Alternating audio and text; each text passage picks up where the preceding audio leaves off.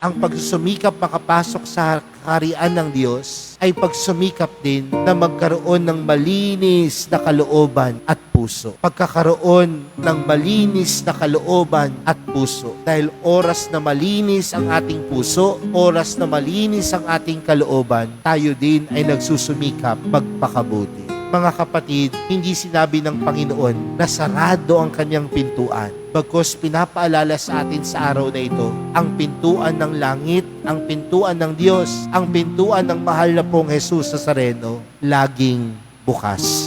At tayo ay kanyang pinatutuloy kung nandoon din ang ating pagsusumikap magpakabuti.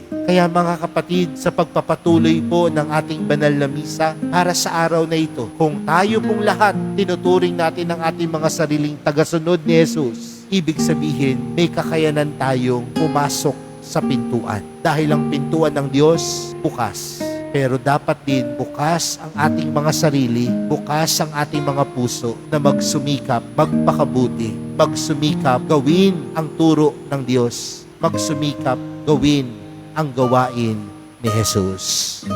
Amen.